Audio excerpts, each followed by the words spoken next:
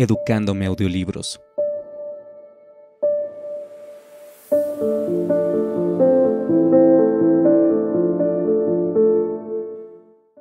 Aunque no es pues muy difícil llegar a la posteridad una metafísica sistemática, concebida de acuerdo con la crítica de la razón pura, sí constituye un regalo nada desdeñable.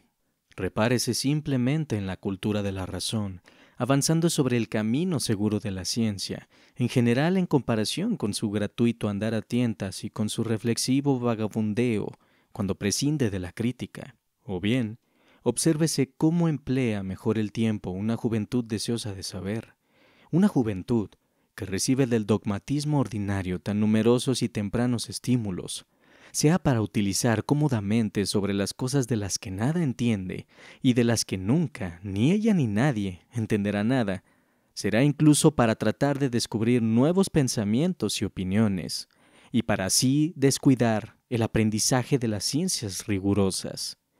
Pero considérese sobre todo el inapreciable interés que tiene el terminar para siempre, al modo socrático, es decir, poniendo claramente de manifiesto la ignorancia del adversario con todas las objeciones a la moralidad y a la religión. Pues siempre ha habido y seguirá habiendo en el mundo alguna metafísica, pero con ella se encontrará también una dialéctica de la razón pura que le es natural. El primero y más importante asunto de la filosofía consiste, pues, en cortar de una vez por todas el perjudicial influjo de la metafísica taponando la fuente de los errores. A pesar de esta importante modificación en el campo de las ciencias y de la pérdida que la razón especulativa ha de soportar en sus hasta ahora pretendidos dominios, queda en el mismo ventajoso estado en que estuvo siempre todo lo referente a los intereses humanos en general y a la utilidad que el mundo extrajo hasta hoy de las enseñanzas de la razón. La pérdida afecta solo al monopolio de las escuelas, no a los intereses de los hombres. Yo pregunto a los más inflexibles dogmáticos si, una vez abandonada la escuela, las demostraciones, sea de la pervivencia del alma tras la muerte, a partir de la demostración de la simplicidad de la sustancia, sea la libertad de la voluntad frente al mecanismo general por medio de las distinciones sutiles, pero impotentes, entre necesidad práctica subjetiva y objetiva, sea de la existencia de Dios desde el concepto de un ente realísimo, de la contingencia de lo mudable y de la necesidad de un primer motor, han sido alguna vez capaces de llegar al gran público y ejercer la menor influencia en sus convicciones. Si por el contrario, en lo que se refiere a la pervivencia del alma, es únicamente la disposición natural, observable en cada hombre y consistente en la imposibilidad de que las cosas temporales, en cuanto insuficientes respecto de las potencialidades del destino entero del hombre, le satisfagan plenamente lo que ha producido la esperanza de una vida futura. Si, por lo que atañe a la libertad, la conciencia de ésta se debe solo a la clara exposición de las obligaciones, en oposición a todas las exigencias de las inclinaciones, si finalmente, en lo que afecta a la existencia de Dios, es solo el espléndido orden, la belleza y el cuidado que aparecen por doquier en la naturaleza, lo que ha motivado la fe en un grande y sabio creador del mundo, convicciones de las tres que se extienden entre la gente en cuanto basadas en motivos racionales. Si todo aquello es así, entonces estas posesiones no solo continuarán sin obstáculos, sino que aumentarán su crédito cuando las escuelas aprendan, en un punto que afecta a los intereses humanos en general, a no arrogarse un conocimiento más elevado y extenso que el tan fácilmente alcanzable por la mayoría, para nosotros digna del mayor respeto, y consiguientemente, a limitarse a cultivar esas razones probatorias universalmente comprensibles y que, desde el punto de vista moral, son suficientes. La mencionada transformación solo se refiere, pues, a las arrogantes pretensiones de las escuelas que quisieran seguir siendo en este terreno, como lo son con razón entre otros muchos, los exclusivos conocedores y guardadores de unas verdades de las que no comunican a la gente, más que el uso reservado para sí, la clave, quod mecum nesci, solus bolsaer bider one. Se atiende, no obstante, a una pretensión más razonable del filósofo especulativo. Este sigue siendo el exclusivo depositario de una ciencia que es útil a la gente, aunque ésta no lo sepa, a saber, la crítica de la razón.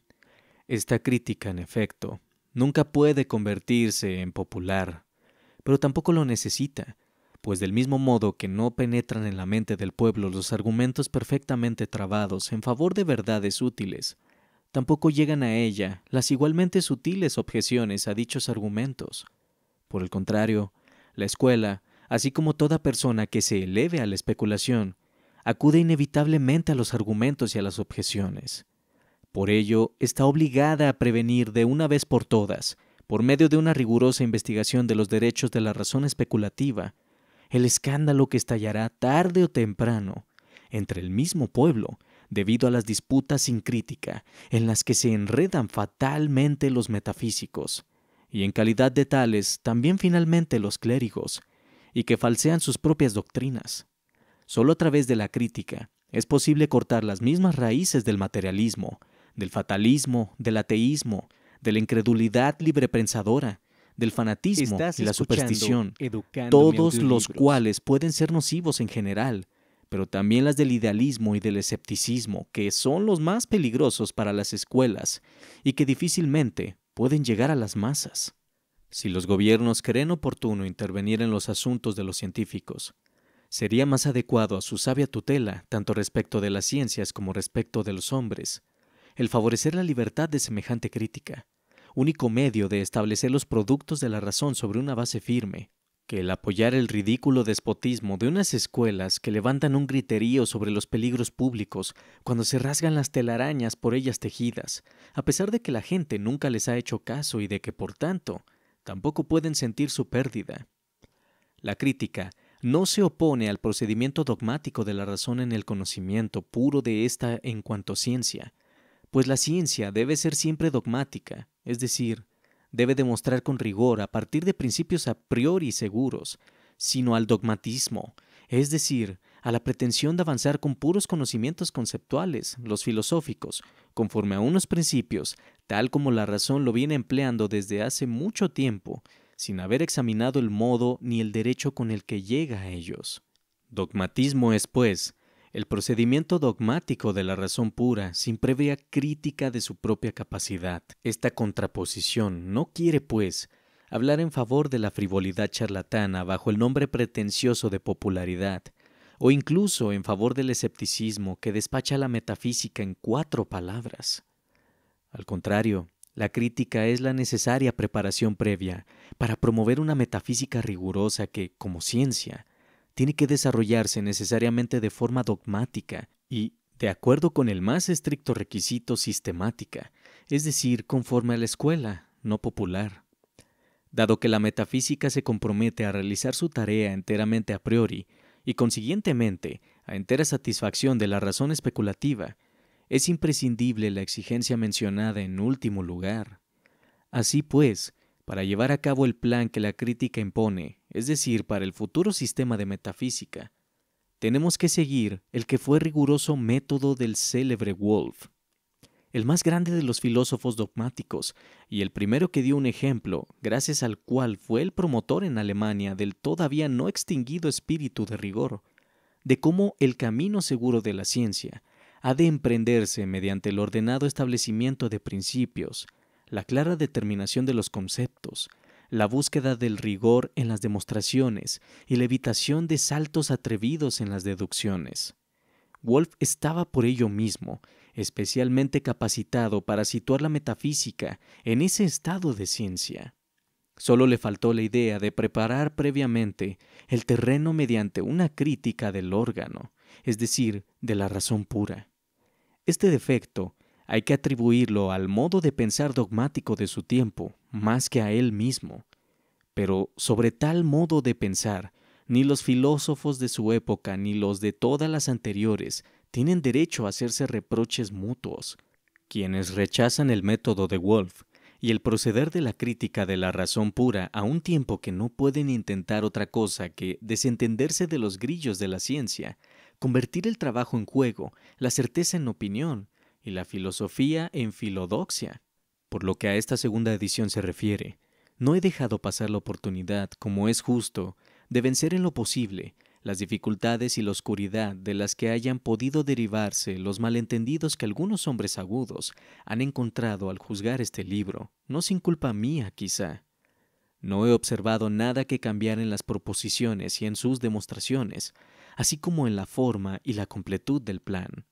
Ello se debe, por una parte, a que esta edición ha sido sometida a un prolijo examen antes de presentarla al público, y por otra, al mismo carácter del asunto, es decir, a la naturaleza de una razón pura especulativa. Estás escuchando Esta posee Educándome una Audiolibros. auténtica estructura en la que todo es órgano, esto es, una estructura en la que todo está al servicio de cada parte y cada parte al servicio de todo. Por consiguiente, la más pequeña debilidad, sea una falta, error o un defecto, tiene que manifestarse ineludiblemente en el uso. Este sistema se mantendrá inmodificado, según espero, en el futuro.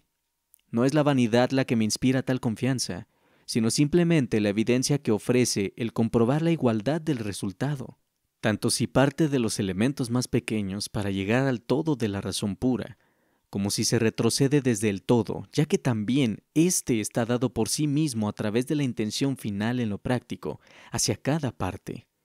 Pues el mero intento de modificar la parte más pequeña produce inmediatamente contradicciones, no solo en el sistema, sino en la razón humana en general. Ahora bien, queda mucho que hacer en la exposición. En la presente edición, he intentado introducir correcciones que remediarán el malentendido de la estética, especialmente el relativo al concepto de tiempo, la oscuridad en la deducción de los conceptos del entendimiento, la supuesta falta de evidencia suficiente en las pruebas de los principios del entendimiento puro, y finalmente, la falsa interpretación de los paralogismos introducidos en la psicología racional. Hasta aquí únicamente, es decir, solo hasta el final del primer capítulo de la dialéctica trascendental, se extienden mis modificaciones en el modo de exposición. En efecto, el tiempo era demasiado corto, y por lo que se refiere al resto, no he hallado ningún malentendido de parte de los críticos competentes e imparciales. Aunque no puedo mencionar a estos elogiándolos como se merecen, reconocerán por sí mismos la atención que he prestado a sus observaciones en los pasajes revisados. De cara al lector, sin embargo, esta corrección ha traído consigo una pequeña pérdida que no podía evitarse sin hacer el libro demasiado voluminoso. Es decir, algunas cosas que, aun no siendo esenciales para la completud del conjunto, pueden ser echadas de menos por algunos lectores, dada su posible utilidad desde otro punto de vista, han tenido que ser suprimidas o abreviadas para dar cabida a una exposición que es ahora, según confío, más inteligible. Aunque, en el fondo, no he cambiado nada de lo que afecta a las proposiciones y a sus pruebas, el método de presentación se aparta a veces tanto del empleado en la edición anterior que no ha sido posible desarrollarlo a base de interpolaciones. De todos modos, esta pequeña pérdida, que puede remediar cada uno por su cuenta consultando la primera edición, se verá compensada con creces, según espero, por una mayor claridad en esta nueva edición. Me ha complacido gratamente el observar a través de diferentes escritos públicos, sea en la recensión de algunos libros, sea en tratados especiales, que no ha muerto en Alemania el espíritu de profundidad, sino que simplemente ha permanecido por breve tiempo acallado por el griterío de una moda con pretensiones de genialidad en su libertad de pensamiento. Igualmente, me ha complacido el comprobar que los espinosos senderos de la crítica que conducen a una ciencia de la razón pura sistematizada, única ciencia duradera y por ello mismo muy necesaria, no ha impedido que algunas cabezas claras y valientes llegaran a dominarla.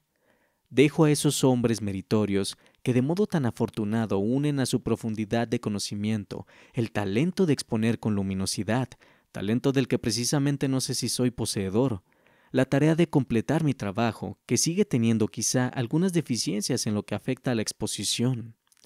Pues en este caso, no hay peligro de ser refutado, pero sí de no ser entendido.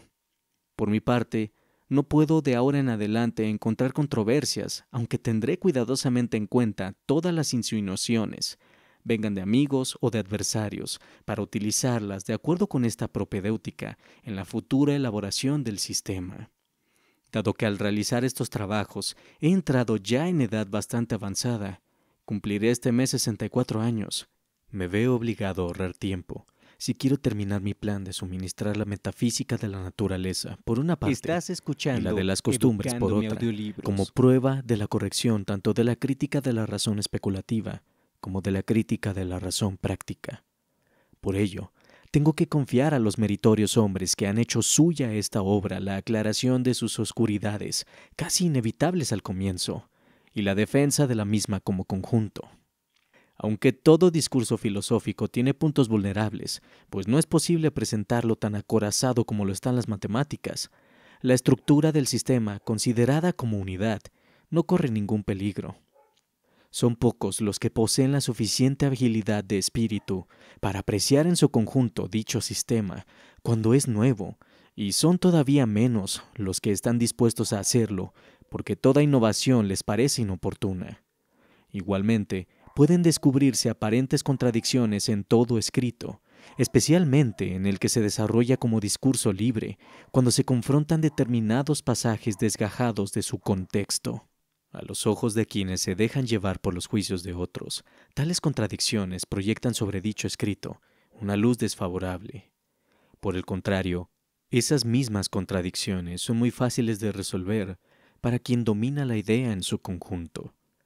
De todos modos, cuando una teoría tiene consistencia por sí misma, las acciones y reacciones que la amenazaban inicialmente con gran peligro vienen a convertirse con los años en medios para limar sus desigualdades e incluso para proporcionarle en poco tiempo la elegancia indispensable siempre que haya personas imparciales, inteligentes y verdaderamente populares que se dediquen a ello. Königsberg, abril de 1787. Introducción. Distinción entre el conocimiento puro y el empírico. No hay duda alguna de que todo nuestro conocimiento comienza con la experiencia, pues ¿cómo podría ser despertada a actuar la facultad de conocer, sino mediante objetos que afectan a nuestros sentidos y que ora producen por sí mismos representaciones, ora ponen en movimiento la capacidad del entendimiento para comparar estas representaciones, para enlazarlas o separarlas, y para elaborar de este modo la materia bruta de las impresiones sensibles, con vistas a un conocimiento de los objetos denominados experiencia? Por consiguiente, en el orden temporal, ningún conocimiento precede a la experiencia, y todo conocimiento comienza con ella. Pero, aunque todo nuestro conocimiento empiece con la experiencia, no por eso procede todo él de la experiencia.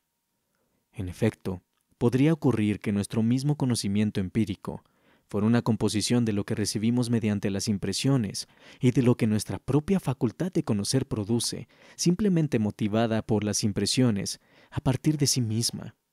En tal supuesto, no distinguiríamos esta adición respecto de dicha materia fundamental hasta que tanto un prolongado ejercicio nos hubiese hecho fijar en ella y nos hubiese adiestrado para separarla. Consiguientemente, al menos una de las cuestiones que se hallan más necesitadas de un detenido examen y que no pueden despacharse de un plumazo, es la de saber si existe semejante conocimiento independiente de la experiencia e incluso de las impresiones de los sentidos. Tal conocimiento se llama a priori y se distingue del empírico, que tiene fuentes a posteriori, es decir, en la experiencia. De todas formas, la expresión a priori no es suficientemente concreta para caracterizar por entero el sentido de la cuestión planteada.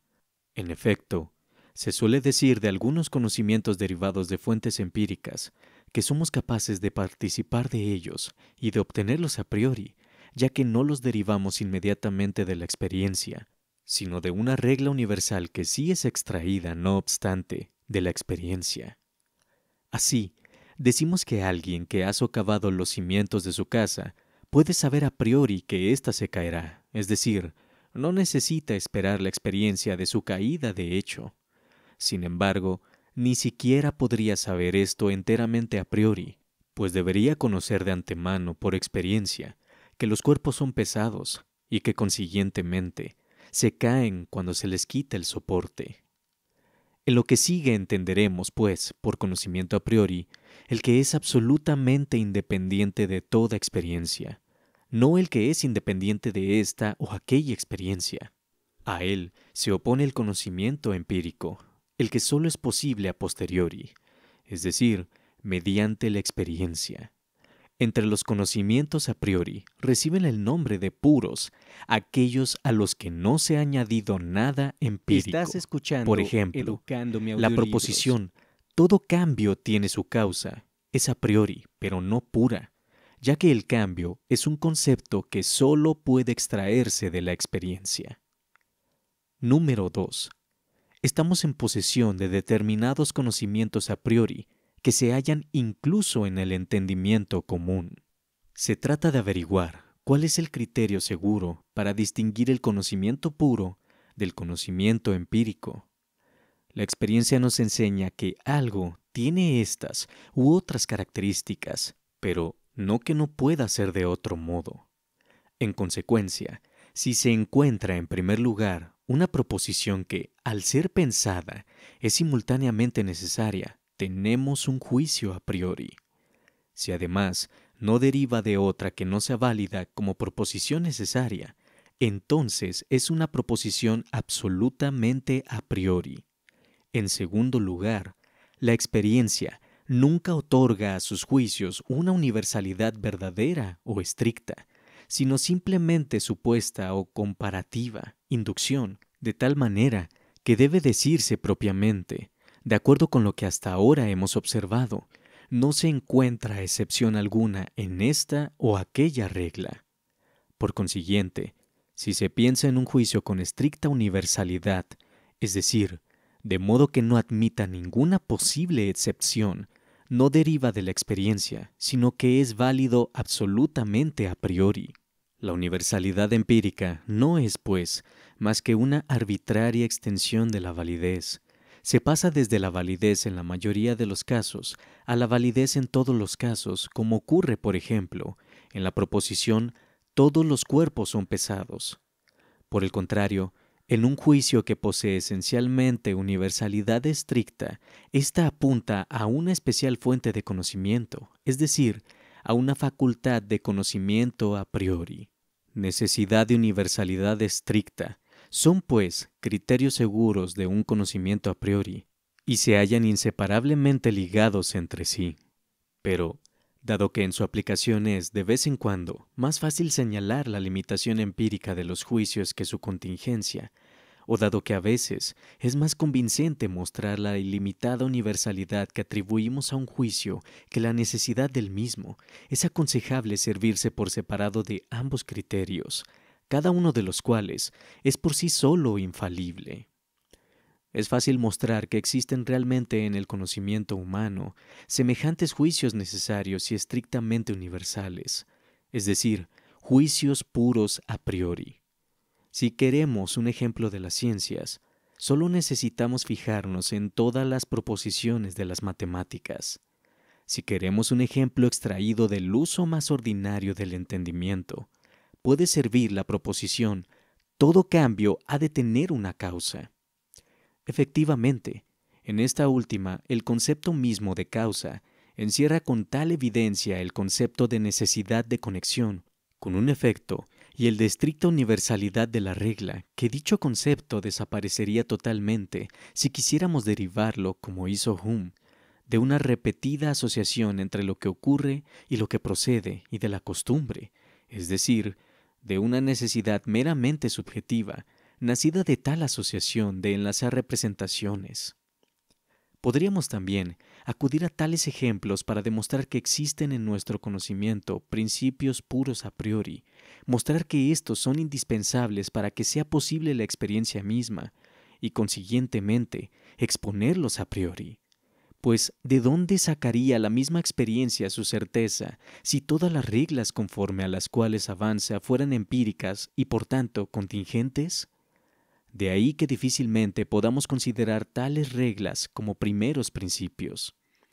A este respecto, nos podemos dar por satisfechos con haber establecido como un hecho el uso puro de nuestra facultad de conocer y los criterios de este uso. Pero no solamente encontramos un origen a priori entre juicios, sino incluso entre algunos conceptos. Eliminemos gradualmente de nuestro concepto empírico de cuerpo todo lo que tal concepto tiene de empírico: el color, la dureza o blandura, el peso, la misma impenetrabilidad. Queda siempre el espacio que dicho cuerpo, desaparecido ahora totalmente, ocupaba. No podemos eliminar este espacio. Igualmente, si en el concepto empírico de un objeto cualquiera, corpóreo o incorpóreo, suprimimos todas las propiedades que nos enseña la experiencia, no podemos de todas formas quitarle aquella mediante la cual pensamos dicho objeto como sustancia o como inherente a una sustancia, aunque este concepto sea más determinado que el objeto en general. Debemos, pues, confesar convencidos por la necesidad con el que el concepto de sustancia se nos impone, que se asientan en nuestra facultad de conocer a priori. Número 3. La filosofía necesita una ciencia que determine la posibilidad, los principios y la extensión de todos los conocimientos a priori. Más importancia que todo lo anterior tiene el hecho de que algunos conocimientos abandonen incluso el campo de toda experiencia posible y posean la apariencia de extender nuestros juicios más allá de todos los límites de la misma por medio de conceptos a los que ningún objeto empírico puede corresponder. Y es precisamente en estos últimos conocimientos que traspasan el mundo de los sentidos y en los que la experiencia no puede proporcionar ni guía ni rectificación, donde la razón desarrolla aquellas investigaciones que, por su importancia, nosotros consideramos como más sobresalientes y de finalidad más relevante que todo cuanto puede aprender el entendimiento en el campo fenoménico.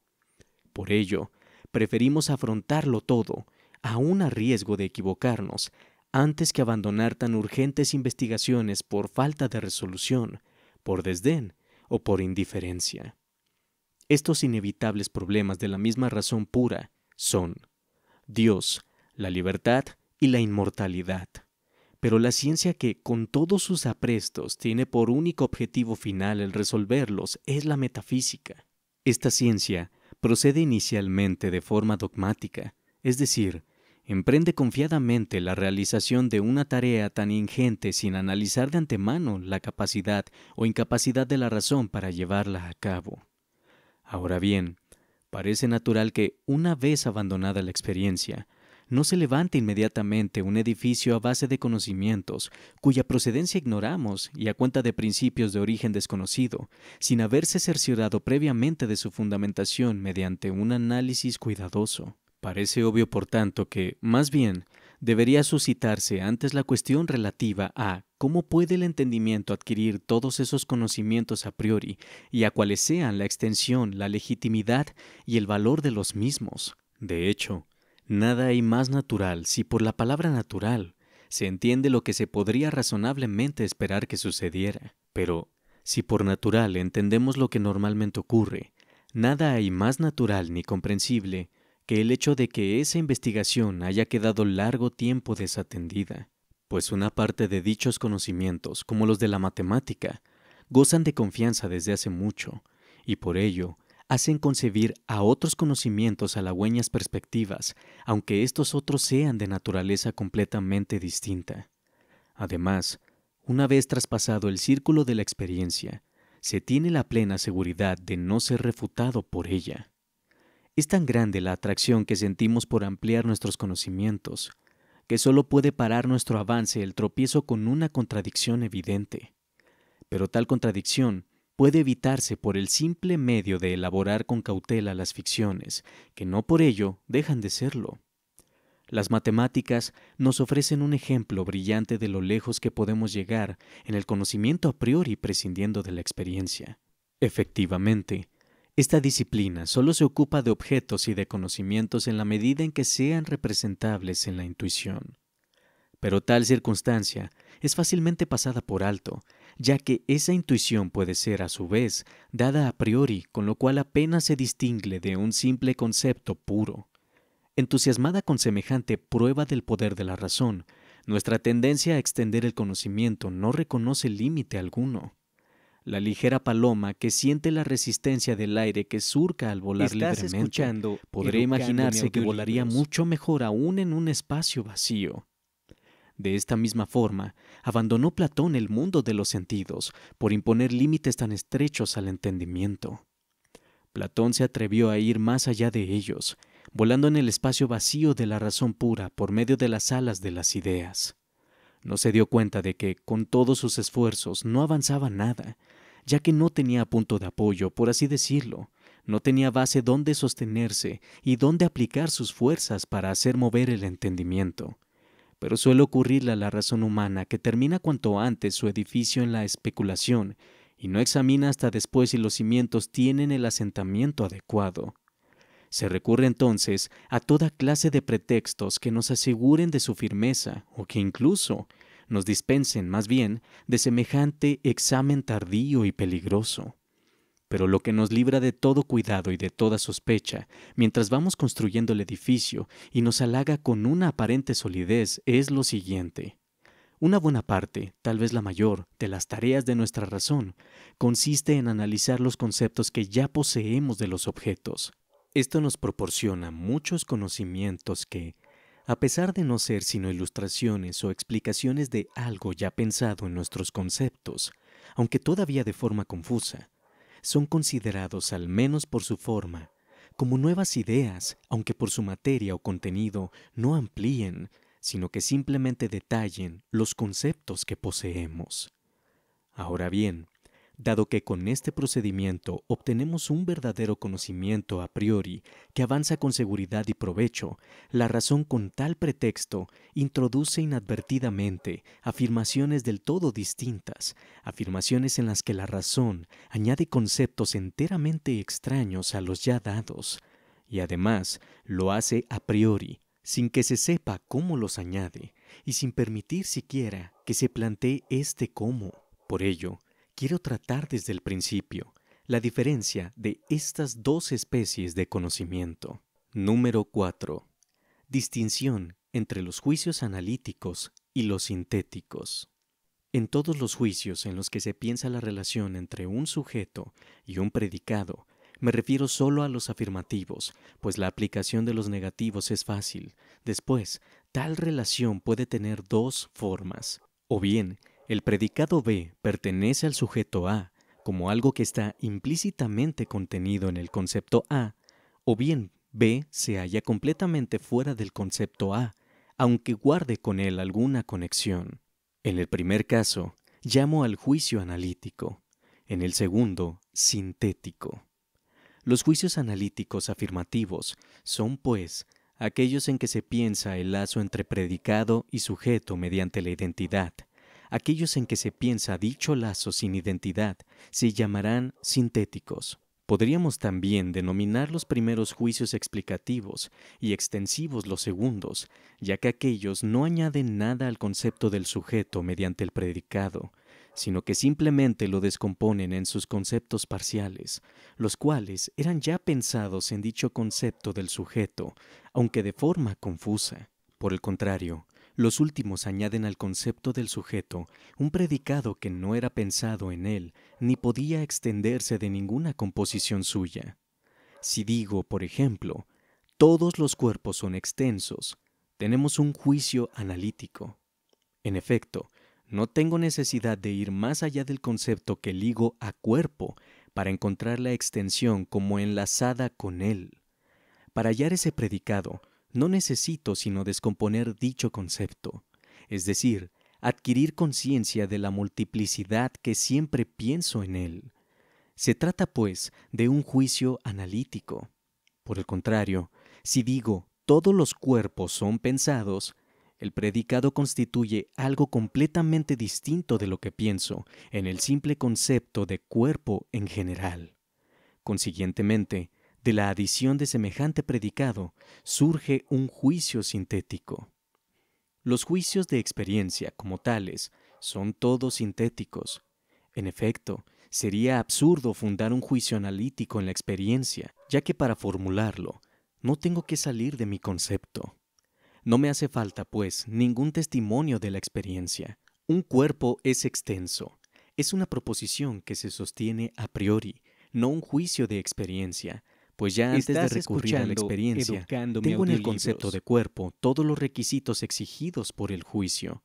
Solo de tal concepto puedo extraer el predicado, de acuerdo con el principio de contradicción, y a la vez, solo él me hace adquirir conciencia de la necesidad del juicio, necesidad que jamás me enseñaría la experiencia. Por el contrario, aunque no incluya el predicado pesado en el concepto de cuerpo en general, dicho concepto designa un objeto de experiencia mediante una parte de ella.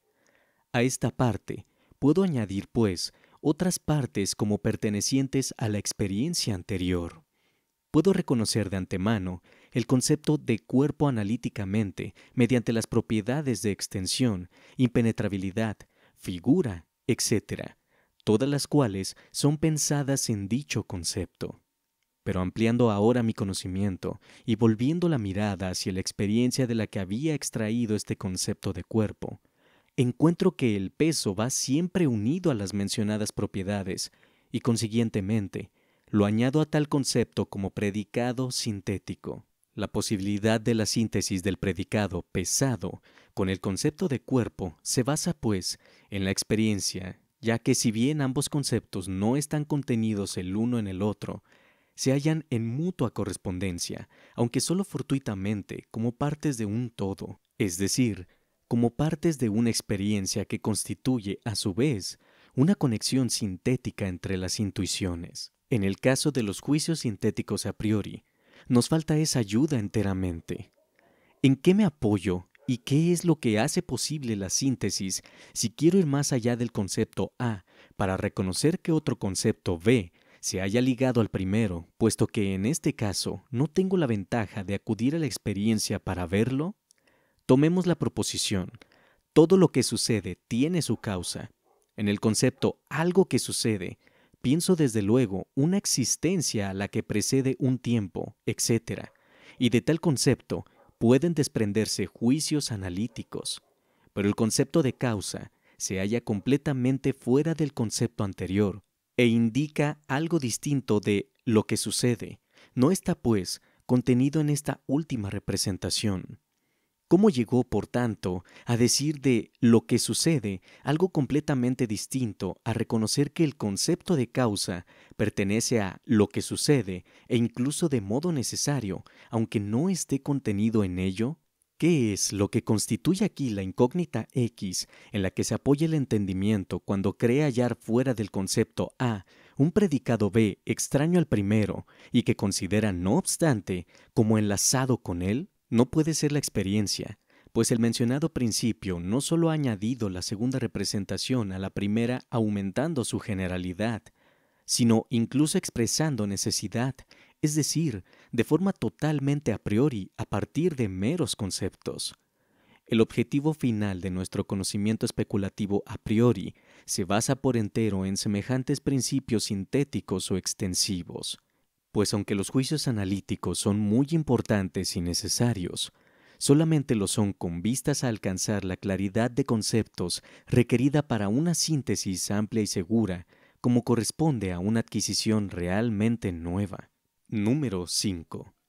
Todas las ciencias teóricas de la razón contienen juicios sintéticos a priori como principios. Número 1. Los juicios matemáticos son todos sintéticos. En este principio, no parece haber sido notado por las observaciones de quienes han analizado la razón hasta hoy. Es más, parece oponerse precisamente a todas sus conjeturas, a pesar de ser irrefutablemente cierto y a pesar de tener consecuencias muy importantes. Al advertirse que todas las conclusiones de los matemáticos se desarrollaban de acuerdo con el principio de contradicción, cosa exigida por el carácter de toda certeza apodíctica, se supuso que las proposiciones básicas se conocían igualmente a partir de dicho principio. Pero se equivocaron, ya que una proposición sintética puede ser entendida efectivamente de acuerdo con el principio de contradicción, pero no por sí misma, sino solo en la medida en que se presupone otra proposición sintética de la cual pueda derivarse. Ante todo, hay que tener en cuenta lo siguiente. Las proposiciones verdaderamente matemáticas son siempre juicios a priori, no empíricos, ya que conllevan necesidad, cosa que no puede ser tomada de la experiencia. Educándome Si no se quiere audiolibros. admitir esto, entonces limitaré mi principio a la matemática pura, cuyo concepto implica por sí mismo que no contiene conocimiento empírico alguno, sino solo conocimiento puro a priori. Se podría pensar de entrada que la proposición 7 más 5 es igual a 12 es una simple proposición analítica que sigue de acuerdo con el principio de contradicción del concepto de suma de 7 y 5. Pero si se observa más de cerca, se advierte que el concepto de suma de 7 y 5 no contiene otra cosa que la unión de ambos números en uno solo, con lo cual no se piensa en absoluto cuál sea ese número único que sintetiza los dos. El concepto de 12 no está todavía pensado en modo alguno al pensar yo simplemente dicha unión de 7 y 5. Pero, si se observa más de cerca, se advierte que el concepto de suma de 7 y 5 no contiene otra cosa que la unión de ambos números en uno solo, con lo cual no se piensa en absoluto cuál sea ese número único que sintetiza los dos. El concepto de 12 no está todavía pensado en modo alguno al pensar yo simplemente dicha unión de 7 y 5. Puedo analizar mi concepto de esa posible suma el tiempo que quiera, pero no encontraré en tal concepto el 12. Hay que ir más allá de esos conceptos y acudir a la intuición correspondiente a cada uno de los dos, los 5 dedos de nuestra mano, por ejemplo, o bien, como hace Segner en su aritmética, 5 puntos e ir añadiendo sucesivamente al concepto de 7 las unidades del 5 dado en la intuición. En efecto, tomo primero el número 7 y acudiendo a la intuición de los dedos de la mano para el concepto de 5, añado al número 7 una a una, según la imagen de la mano, las unidades que previamente he reunido para formar el número 5 y de esta forma veo surgir el número 12. Que 5 tenía que ser añadido a 7, lo he pensado ciertamente en el concepto de suma igual 7 más 5, pero no que tal suma fuera igual a 12. Por consiguiente, la proposición aritmética es siempre sintética, cosa de la que nos percatamos con mayor claridad cuando tomamos números algo mayores, ya que entonces se pone claramente de manifiesto que, por muchas vueltas que demos a nuestros conceptos, jamás podríamos encontrar la suma mediante un simple análisis de los mismos sin acudir a la intuición. De la misma forma, ningún principio de la geometría pura es analítico. La línea recta es la más corta entre dos puntos. Es una proposición sintética. En efecto, mi concepto de recto no tiene ninguna magnitud, sino solo cualidad. El concepto la más corta es, pues, añadido enteramente desde fuera. Ningún análisis puede extraerlo del concepto de línea recta. Hay que acudir, pues, a la intuición, único factor por medio del cual es posible la síntesis. Aunque algunos de los principios supuestos por los geómetras son analíticos y se basan en el principio de la contradicción, solo sirven, al igual que las proposiciones idénticas, como eslabones del método, no como principios. Por ejemplo, A igual a A, el todo es igual a sí mismo. O bien, A más B mayor a A, el todo es mayor que una de sus partes. Sin embargo, estos mismos principios solo se admiten en matemáticas, a pesar de ser inmediatamente válidos por sus meros conceptos, en cuanto que son susceptibles de representación intuitiva. Lo único que nos hace creer de ordinario que el predicado de tales juicios apodícticos se halla ya en nuestro concepto y que, consiguientemente, el juicio es analítico, es la ambigüedad de la expresión. Efectivamente, a un concepto dado hay que agregarle el pensamiento a un cierto predicado, y tal necesidad es inherente a los conceptos. Pero la cuestión no reside en qué es lo que se debe agregar al concepto dado, sino en qué sea lo que de hecho se piensa en él, aunque solo sea de modo oscuro. Entonces, queda claro que, si bien el predicado se halla necesariamente ligado a dicho concepto, no lo está en cuanto pensado en este último, sino gracias a una intuición que ha de añadirse al concepto. Número 2. La ciencia natural física contiene juicios sintéticos a priori como principios. Solo voy a presentar un par de proposiciones como ejemplo. Sea esta: En todas las modificaciones del mundo corpóreo permanece invariable la cantidad de materia. O bien, en esta transmisión de movimiento, acción y reacción serán siempre iguales.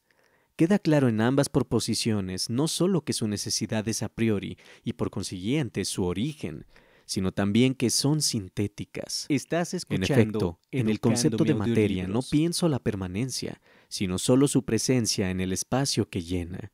Sobrepaso pues realmente el concepto de materia y le añado a priori algo que no pensaba en él. La proposición no es, por tanto, analítica, sino sintética, y no obstante, es pensada a priori. Lo mismo ocurre en el resto de las proposiciones pertenecientes a la parte pura de la ciencia natural. Número 3. En la metafísica, aunque no se la considere hasta ahora más que como una tentativa de ciencia, si bien indispensable teniendo en cuenta la naturaleza de la razón humana, deben contenerse conocimientos sintéticos a priori.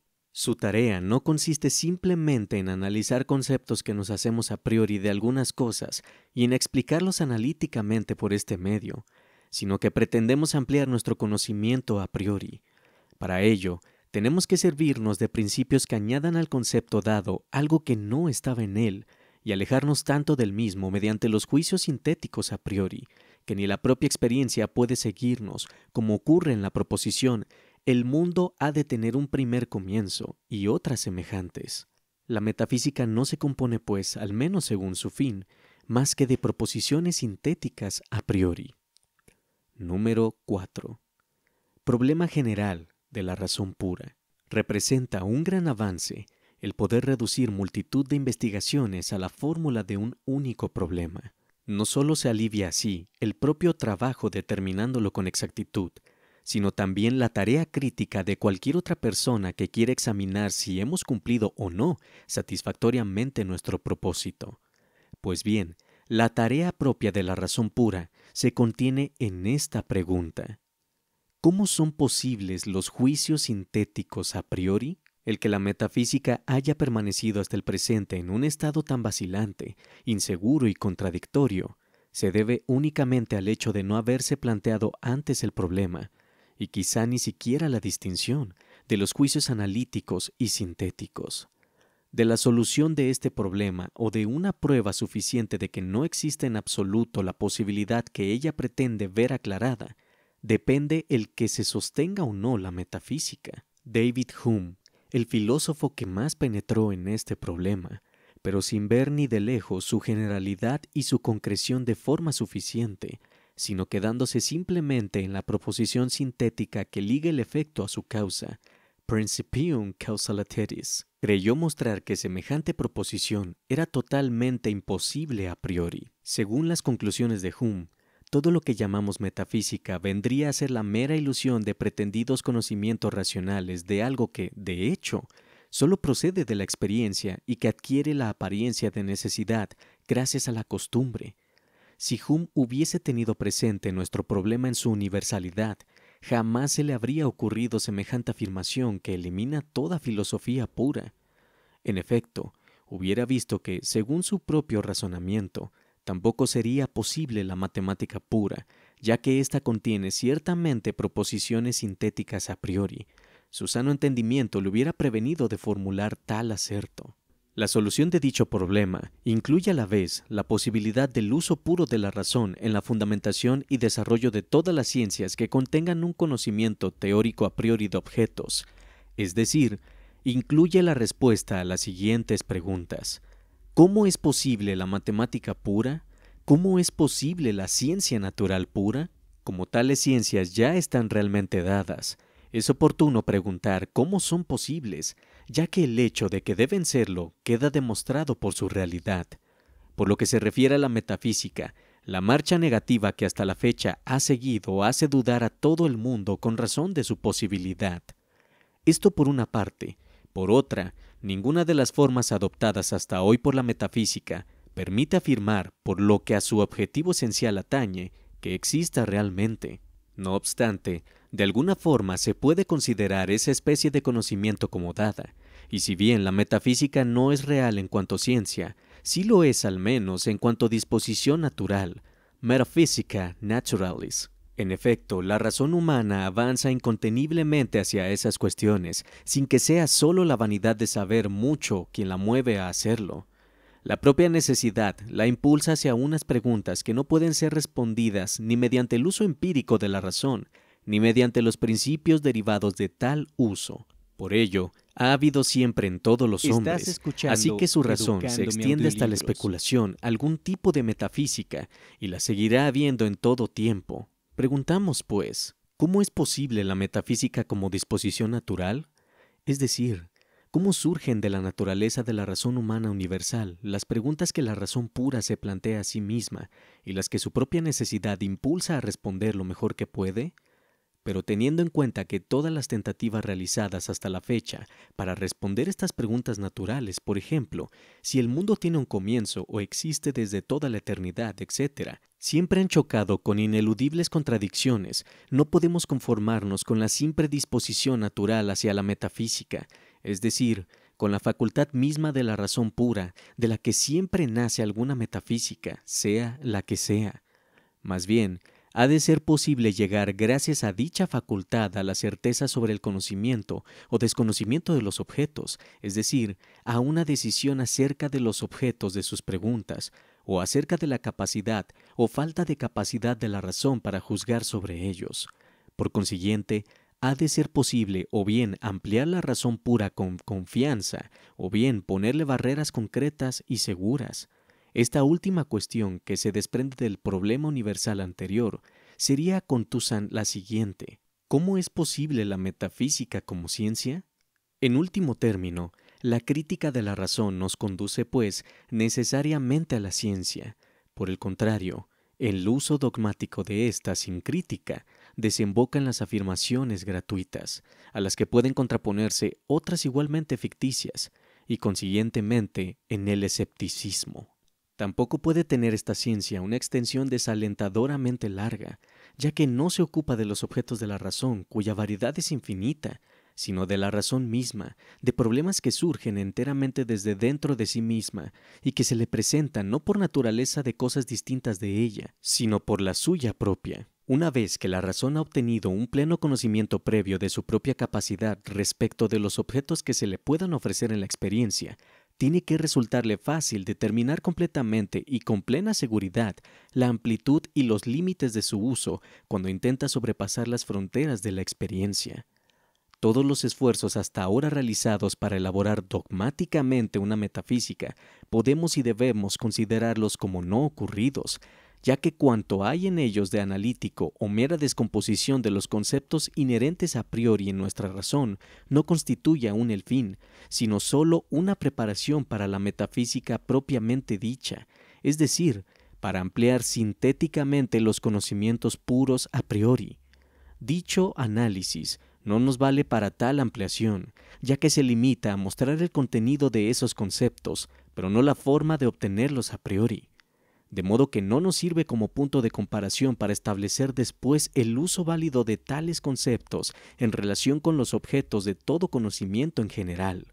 Tampoco hace falta gran espíritu de abnegación para abandonar todas esas pretensiones, ya que las contradicciones innegables y desde su método dogmático inevitables de la razón hace ya mucho tiempo que privaron a toda metafísica de su prestigio. Más firmeza nos hará falta si no queremos que la dificultad interior y la resistencia exterior nos hagan desistir de promocionar al fin hasta un próspero y fructífero crecimiento, mediante un tratamiento completamente opuesto al hasta ahora seguido, una ciencia que es imprescindible para la razón humana, una ciencia de la que se puede cortar el tronco cada vez que rebrote, pero de la que no se pueden arrancar las raíces. Número 7. Idea y división de una ciencia especial con el nombre de crítica de la razón pura. De todo lo anterior se desprende la idea de una ciencia especial que puede llamarse la crítica de la razón pura, ya que razón es la facultad que proporciona los principios del conocimiento a priori.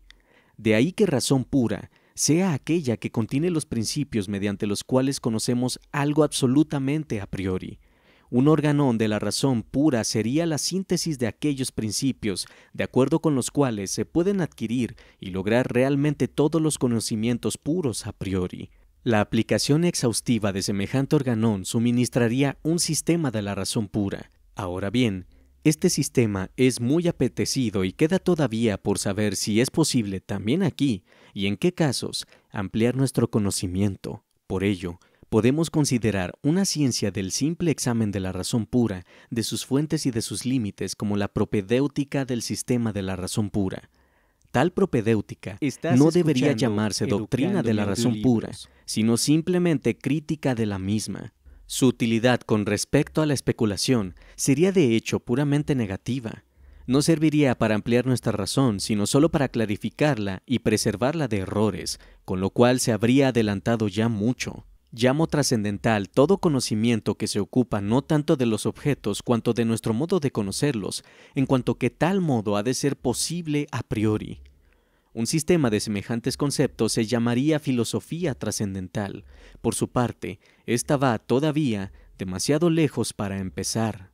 En efecto, desde el momento en que esa ciencia debe contener enteramente tanto el conocimiento analítico como el sintético a priori, posee por lo que a nuestro propósito se refiere una excesiva amplitud, ya que solo podemos prolongar nuestros análisis hasta donde sea imprescindible para conocer en toda su extensión los principios de la síntesis a priori que constituyen nuestro único objeto a tratar. Nos ocupamos ahora de esta investigación que no podemos llamar propiamente doctrina, sino solo crítica trascendental, ya que no se propone ampliar el conocimiento mismo, sino simplemente enderezarlo y mostrar el valor o falta de valor de todo conocimiento a priori.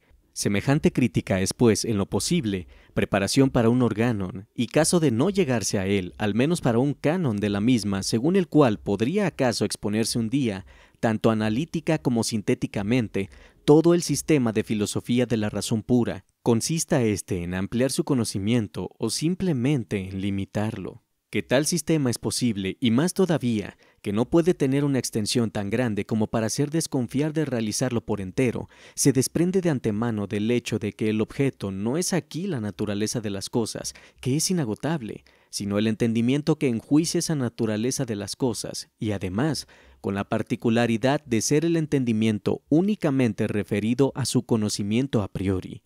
Dado que no buscaremos fuera del entendimiento lo que éste almacena, no se nos puede ocultar y según todas las previsiones, lo almacenado es lo bastante poco como para que, una vez plenamente asumido por nosotros, lo juzguemos de acuerdo con su valor o falta de valor y lo evaluemos correctamente. Menos todavía se ha de esperar aquí una crítica de los libros y sistemas de la razón pura, sino la correspondiente a la misma facultad de la razón. Únicamente basándonos en esta crítica, tendremos una piedra de toque segura para valorar en este terreno el contenido filosófico de las obras antiguas y modernas. En caso contrario, es el historiador o juez incompetente quien juzga las afirmaciones gratuitas de otros mediante las suyas propias, que son igualmente gratuitas. La filosofía trascendental es la idea de una ciencia cuyo plan tiene que ser enteramente esbozado por la crítica de la razón pura, de modo arquitectónico, es decir, a partir de principios garantizando plenamente la completud y la certeza de todas las partes que componen este edificio. Es el sistema de todos los principios de la razón pura. El hecho de que esta crítica no sea por sí misma filosofía trascendental se debe tan solo a que, para constituir un sistema completo, debería incluir un análisis exhaustivo de todo el conocimiento humano a priori. Nuestra crítica debe ofrecer un recuento completo de los conceptos básicos que constituyen dicho conocimiento puro, pero puede razonablemente abstenerse de un análisis exhaustivo de estos conceptos, así como también de dar una reseña completa de los que derivan de ellos. La razón se halla en que, por una parte, este análisis sería inadecuado para nuestro objetivo, ya que el análisis no encuentra las dificultades con que tropieza la síntesis. Por esta última existe en realidad toda la crítica. Por otra parte, iría contra la unidad del plan el asumir la responsabilidad de realizar de modo exhaustivo un análisis y una derivación de los que, según nuestro propósito, podemos desentendernos. Es fácil, sin embargo, completar tanto el análisis como la derivación de los conceptos a priori, que más tarde hay que suministrar, una vez que los tenemos en cuanto pormenorizados principios de la síntesis y una vez que nada falta en relación con este propósito esencial. Según lo anterior, pertenece a la crítica de la razón pura todo lo que constituye la filosofía trascendental. Dicha crítica es la idea completa de la filosofía trascendental, pero sin llegar a ser esta ciencia misma, ya que la crítica solo extiende su análisis hasta donde lo exige el examen completo del conocimiento sintético a priori. Hasta aquí terminamos con la tercera parte del audiolibro Crítica de la Razón Pura. Espero que hayas disfrutado mucho escuchándolo, y en el caso de que te haya gustado, te agradecería mucho que le dieras un me gusta y comentases cuáles han sido tus impresiones al escucharlo. Estaré encantado de leerte en la sección de comentarios.